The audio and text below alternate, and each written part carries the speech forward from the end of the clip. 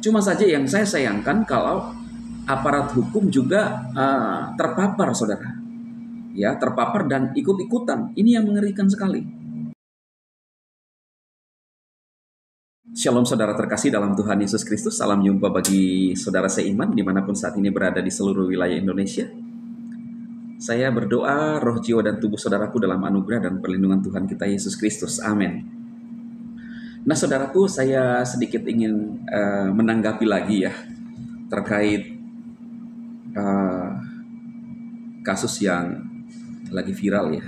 Bagaimana seorang RT, jabatan RT yang mencoba untuk melakukan hal yang tidak baik bagi anak-anak mahasiswa ya. Video saya yang sebelum ini saudara itu ternyata diturunkan ya, karena katanya mungkin sedikit gimana gitu ya, maka saya ulas sedikit lagi di sini ya. Mungkin ekspresi saya kali yang dideteksi oleh TikTok ya. Nah, jadi saya sedikit pembawaannya agak-agak santai saja ya, supaya tidak dianggapnya lagi marah-marah ya. Nah, ada banyak komentar ya, karena memang viral di video itu, saudara-saudara mengatakan bahwa kita kawal terus ya. Saya sangat prihatin dengan kondisi ini. Karena itu pertanyaan saya pada video itu adalah berapa lama vonis yang dijatuhkan. Saya salut dengan pengacara siapa namanya ini, Pak Wibowo, siapa namanya, nama lengkapnya, dan mengawal dengan ancaman, ini kan ancaman 15 tahun. Saya berharap ada efek jerah. Saya pun sangat berharap ada efek jerah dari pemerintah kita. Karena mungkin dari pemerintah sendiri ada upaya untuk membuat bangsa kita ini fair dan adil ya. Tetapi ada orang-orang yang seperti terkesan memaksa. Maka itu saya menginginkan aparat penegak hukum bisa memberikan efek jerah. Cuma saja yang saya sayangkan kalau aparat hukum juga terpapar, saudara. Ya, terpapar dan ikut-ikutan. Ini yang mengerikan sekali. Ya. Maka itu kita berharap ada keseimbangan.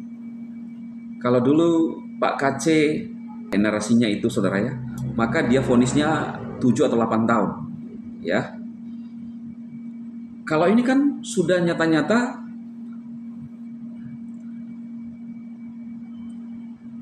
berseberangan dengan undang-undang. Saya menggunakan bahasa-bahasa yang agak lembut ya, saudara. Saya berharap teman-teman bisa memahami.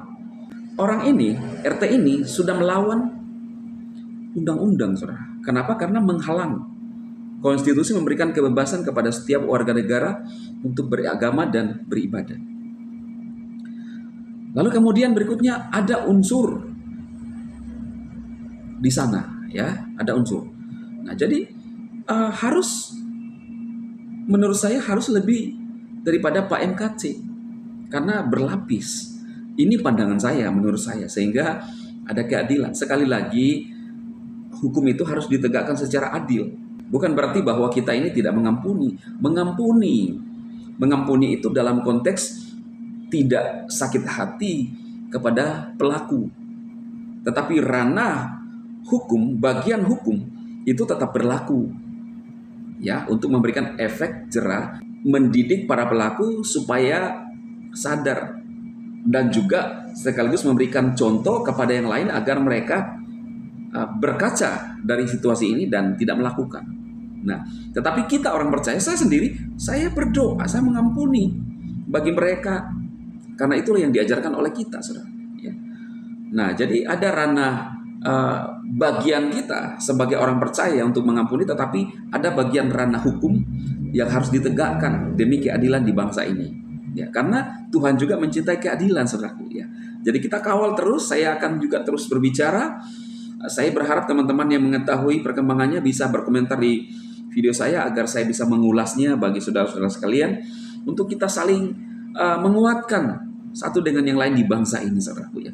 Saya berharap ini bermanfaat bagi saudara seiman. Silakan share untuk menolong kita sama-sama dan tetap kuat di dalam Tuhan. Jangan pernah undur daripada Tuhan sedikit pun, saudara. Percaya kepada Tuhan Yesus, karena hanya Tuhan Yesuslah jalan keselamatan. Sekalipun kita sepertinya dihambat, tetapi iman kita tetap teguh di dalam Tuhan dan kita tetap menyampaikan kebenaran. Ingat, menyampaikan bukan memaksakan orang lain. Ya, gitu saudaraku ya. Tuhan Yesus memberkati.